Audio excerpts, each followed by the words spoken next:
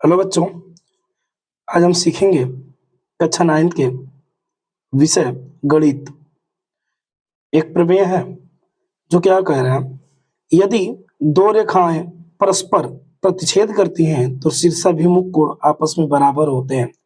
हम जानते हैं कि शीर्षाभिमुख कोण क्या होते हैं, आपस में बराबर। सबसे पहले जानते हैं कि शीर्षाभिमुख कोण क्या होता है। ठीक है, जब दो भुजाएं एक दूसरे को क्या करती हैं, क्रॉस या त्रिज्या काटती हैं।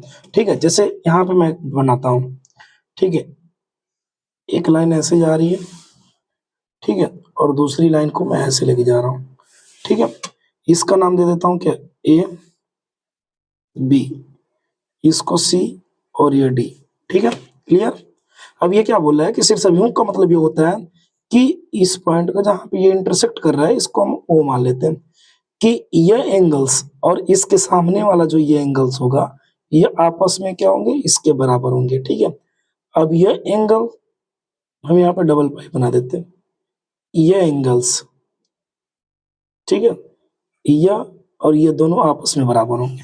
ठीक है, सबसे पहले इसमें गिवन क्या है भाई, इसमें गिवन क्या है, कह रहा है क्या, यहाँ पे हम क्या लिखेंगे, दिया है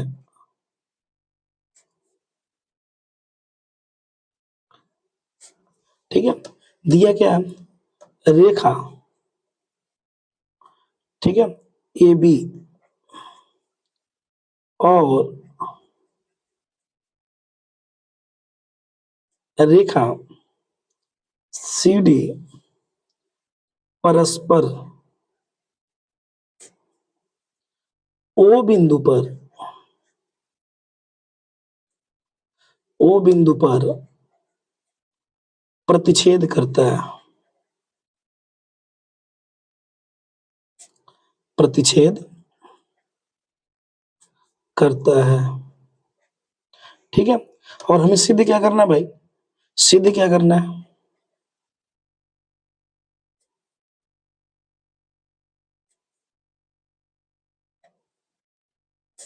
सिद्ध क्या करना है कि जो इसके शीर्ष अभिमुख कोण है वो आपस में बराबर कैसे हैं। ठीक है, जैसे एंगल ए ओ सी, ठीक है, angle A O C equal angle क्या होगा भाई, B O D, B O D. ठीक है, और एंगल इसमें angle B O C, B O C angle A O D. ठीक है, हमें यह सिद्ध करना है। सबसे पहले हम क्या करते हैं भाई, जो हम एक स्ट्रेट लाइन को लेते हैं ए ओ बी, ठीक है, ए ओ बी, इस पे क्या होगा भाई, जो एक तुम्हारा एक स्ट्रेट लाइन होगा जो रिजुरेखी होगा उस पे 180 डिग्री का कोण बनता है, और इस कोण पे कितना एंगल्स है, ए ओ डी, ठीक है, और B O sorry D O B. ठीक है, हम क्या करते हैं भाई, ठीक है, चूंकि angle A O C, A O C, ठीक है, plus angle B O C, ठीक है, angle B O C equal कितना होगा भाई, आप जानते हो कि अगर एक कोई रिजुरेखी है तो इस पे जो ये कोण होता है वह 180 डिग्री का होता है। ठीक है, तो ये कितने का होगा, 180। ठीक है, इसको इक्वेशन फर्स्ट बना लो। ठीक है, उसी प्रकार A O D angle A O D plus angle B O B sorry D O B equal to 180 degree होगा। ये सेकेंड इक्वेशन। ठीक है, यहां से समीकरण एक तथा समीकरण दो की तुलना करने पर,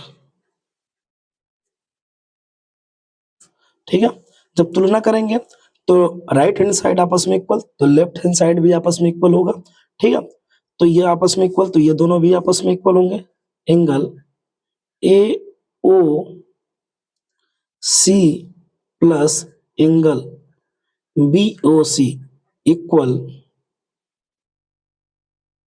ठीक है, ये क्या होगा भाई, इक्वल एंगल यहाँ पे A O D plus angle D O B. ठीक है, अब यहाँ पे ध्यान दीजिए, यहाँ पे क्या होगा भाई, एंगल ए ओ सी, ठीक है, एंगल ए ओ डी के बराबर हम क्या लिख सकते हैं, ठीक है, हम एंगल ए ओ डी के बराबर क्या लिख सकते हैं, ठीक है, एंगल ए ओ बी के बराबर ही क्या लिख सकते हैं, जैसे ध्यान दीजिए, एंगल ए ओ सी है, तो एंगल ए ओ सी के बराबर एंगल बी ओ डी है कि नहीं, यहाँ पे पुट कर सकते कि नहीं,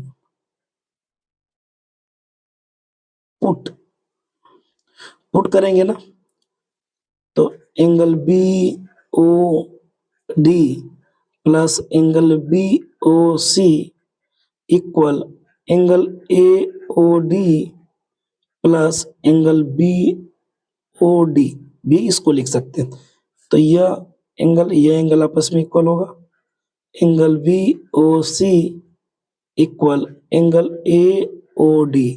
ठीक है, angle B O C equal angle A O D, जब ये आपस में इक्वल होंगे तो ये दोनों भी आपस में इक्वल होंगे।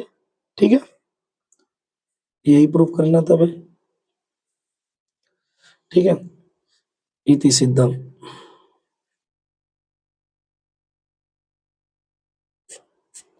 ये आपका आंसर होगा। Thank you.